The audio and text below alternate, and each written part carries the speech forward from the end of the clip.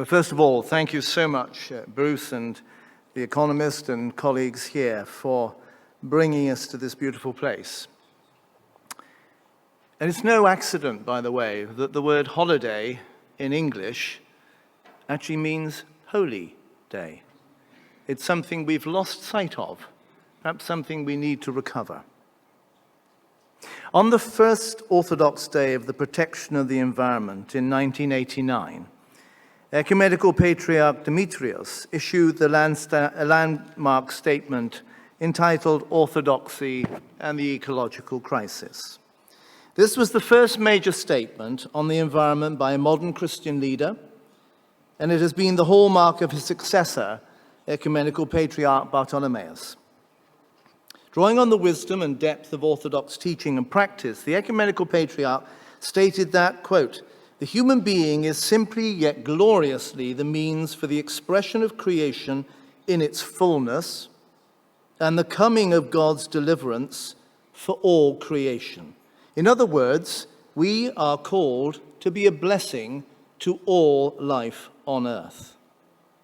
In the early 1990s, His Royal Highness, the Prince Philip, and I worked with His All Holiness to create a model of religious environmental practice in a place of great sacredness, Mount Athos.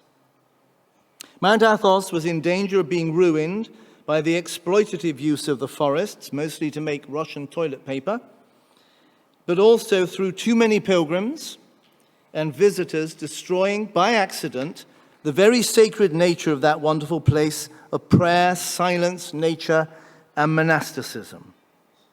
The plan, agreed soon after with the Holy Synod, has helped protect Mount Athos ever since. Inspired by what he had heard, the then Crown Prince of Jordan invited us to create a new sacred space around the site of the baptism of Jesus by the River Jordan, which had only just been rediscovered.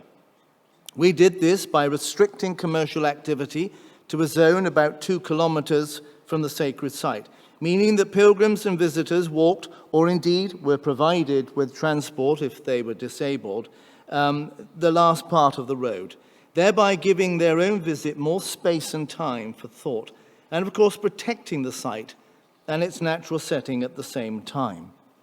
And we have seen an exponential growth in religious tourism, in pilgrimage.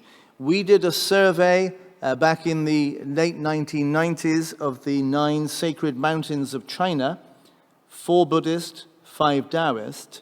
At that time, they had about 4 to 5 million visitors a year.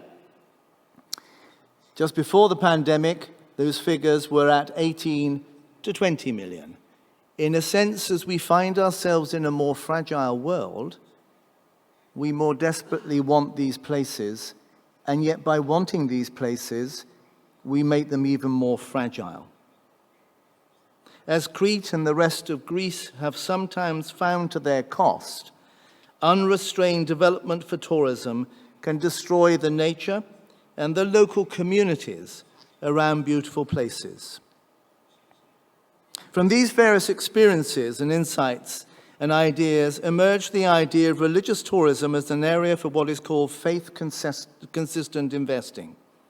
Together, the faiths make up the 4th largest investing group in the world, collectively holding around $14 trillion in funds that are destined finally to support staff, buildings, land, pensions, hospitals, schools, university, refugee services, care for the poor, the orphan, the mentally struggling, and for their own communities.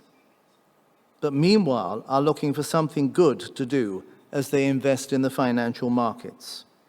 One of the last things Prince Philip did 3 years ago in 2019 was to ask me to set up an investment organization, FaithInvest, to help direct faith investors to invest in the kind of projects, trades, opportunities, and entrepreneurialism which create a more just, sustainable, and environmental world.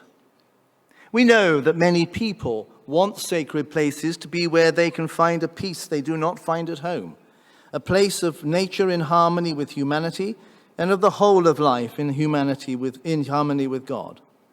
So we want to support, through FaithInvest, and to encourage many ethical investment companies to support programs which will share the sacred, which will honor and protect nature, and create sustainable jobs for local communities. We want to see projects on which in-depth research, due diligence has been done, and which attention is paid, for example, to carbon-neutral energy use and the use of sustainable materials.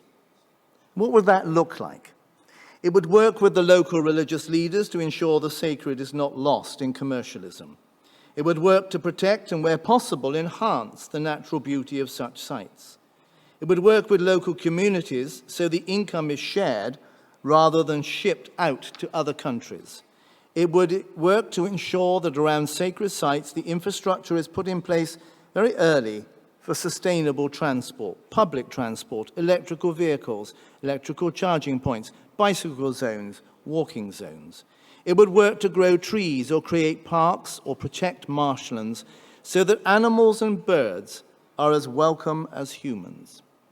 It would work to make sure that the hotels and other buildings around sacred sites would be sustainable and would be models of sustainability, and that tourists and those who work there could learn about what it is to be, to quote the patriarch, simply yet gloriously the means for the expression of creation in its fullness. Thank you.